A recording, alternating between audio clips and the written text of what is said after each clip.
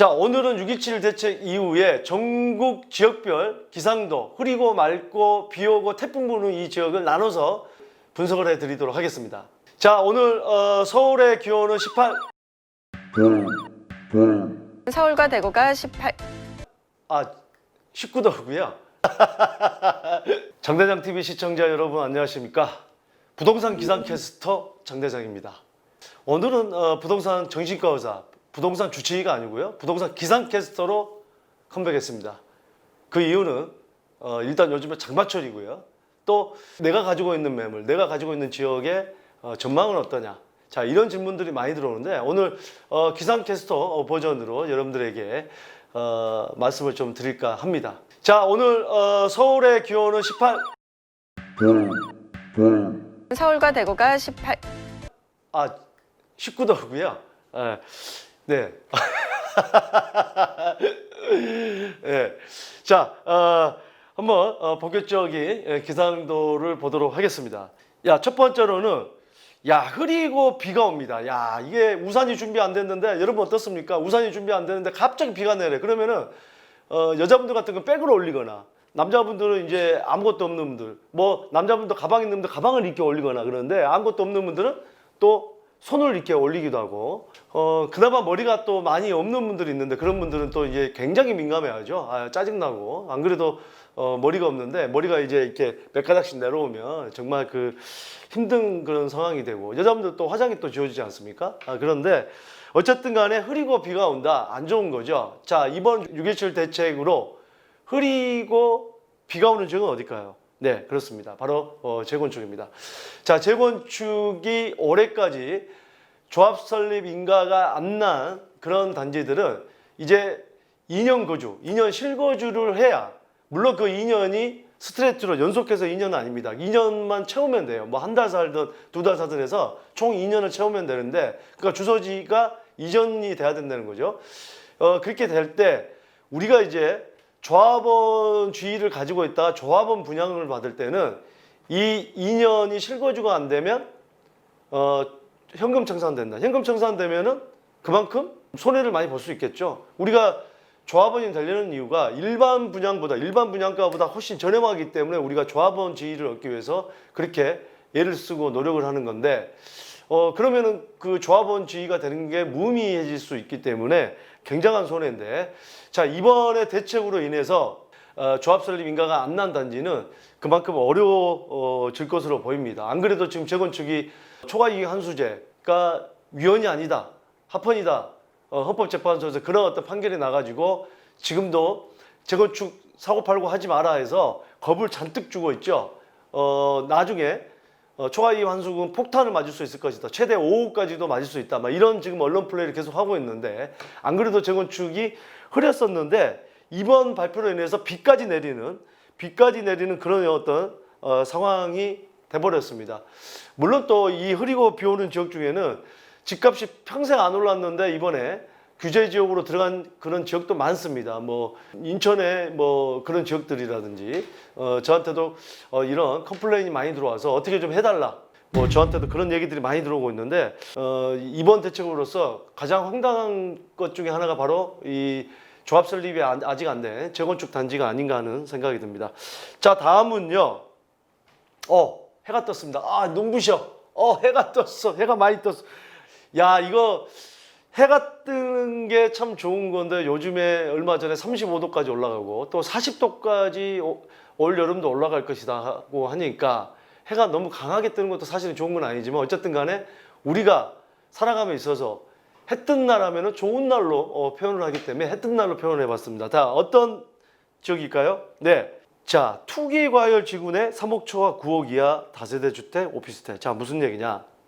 우리가 1216 작년에 2019년에 1216 대책 때 발표했던 게 투기과열 지구 내, 수도권 투기과열 지구 내 9억 초과 주택에 대해서는 전세 대출을 이미 받아줬다고 하면은 구입을 못하게 됐고, 구입을 하게 되면 전세 대출은 바로 해소가 되는데 이번에는 3억 초과 아파트로 나왔습니다.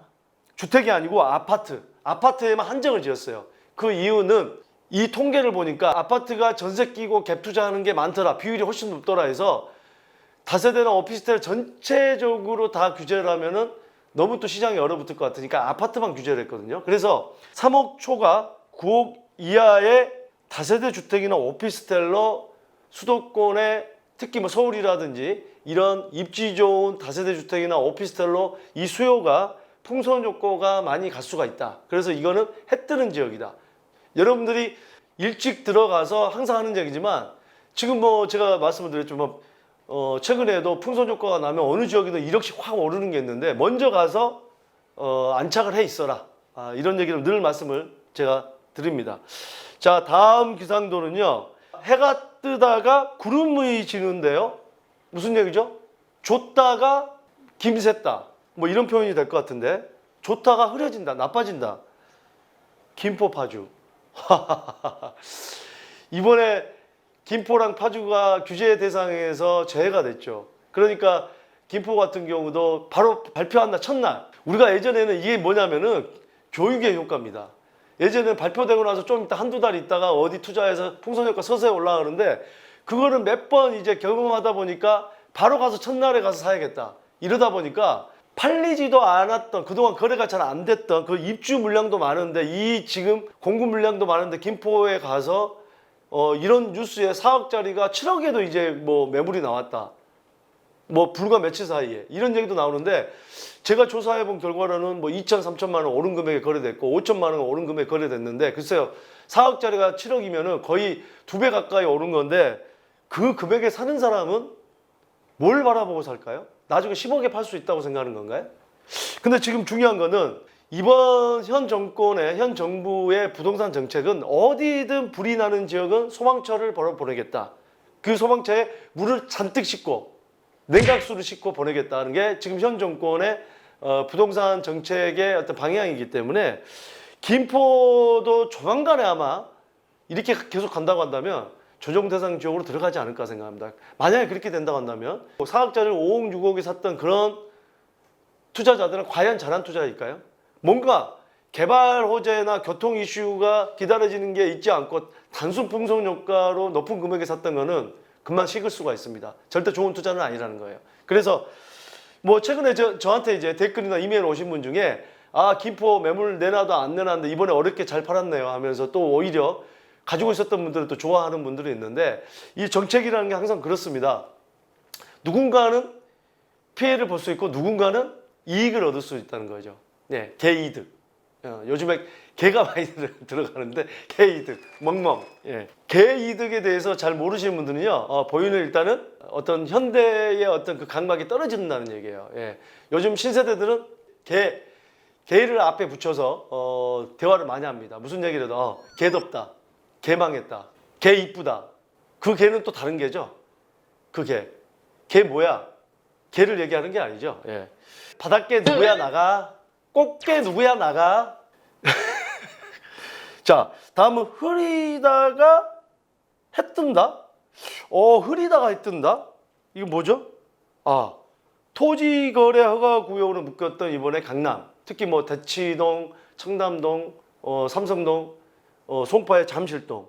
토지거래 허가구역으로 묶여서 이제는 주택을 사면 허가를 맡아야 되죠. 2년 동안에 매매나 임대가 안 되고, 그러니까 실거주해야 돼요. 갭 투자도 안 되는 거죠. 네. 그래서 지금 뭐 아파트에 2, 3개월 정도 세입자가 남았다. 그거는 허락을 맡을 수가 있죠. 허가가 납니다. 왜? 바로 뭐 다 빼고 나서 거래를 할 수가 없기 때문에. 그 대신에 실거주를 해야 되는 거고. 그 다음에 뭐 단독주택 이런 것도 일부는 임대하겠다. 다가구도. 그런 건 가능합니다. 상가주택도 마찬가지예요.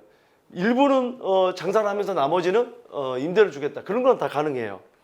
근데 어쨌든 간에 이 토지거래 허가구역으로 묶이면은 여러 가지 허가 맡아야 되고 이 허가가 나기 힘들고 또 실사용 목적으로 해야 되기 때문에 사실상 투자자 입장에서는 매매하기가 힘들어집니다. 그렇게 되면 이 매매가 위축이 될 수밖에 없는데 이 매매 위축은 심리적으로 이 가격이 떨어지겠다가 아니고 정말 사고 싶은데 안 되는 거기 때문에 이게 토지거래 허가구역은 1년이기 때문에 1년이 지난 다음에는 폭등을 할 수가 있습니다. 특히나 이 일대는 왜 묶어놨죠? 최근에 삼성역과 봉은사역 공원화시키고 지하 6층까지 교통환승센터, 쇼핑몰 만들고 현대자동차 그리고 삼성역에 들어서죠. 한전부지 3, 4만 명의 그 고액 연봉을 받는 그런 고급 수요가 들어오고 또 잠실 그 종합운동장 마이스 산업단지로 연계해서 코엑스랑 자 이런 이슈가 크기 때문에 바로 공모를 하겠다고 발표를 한 이후로 동시에 묶어버렸습니다. 이게 이제 용산 정비장을 8,000가구를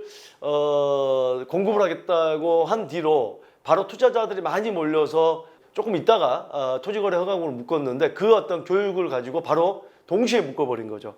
하지만 이 지금 토지거래 구역의 허가구역으로 묶인 것도 분양하는 것은 전세를 넣을 수 있기 때문에 이 분양단지로 투자자들이 몰릴 수가 있습니다. 이거 아주 정말 꿀팁 대방출해 드립니다.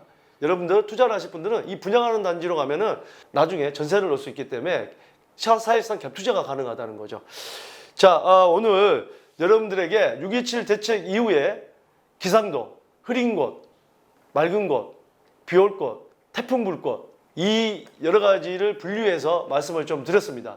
자, 여러분들이 궁금한 지역들의 기상도가 어떤지 알고 싶은 분들은 댓글, 이메일, 문자를 주시기 바라겠습니다. 항상 여러분들의 자산을 지키기 위해서 또 자산 증식을 위해서 최대한 열심히 노력하는 여러분의 자산관리사 장 대장이었습니다. 감사합니다.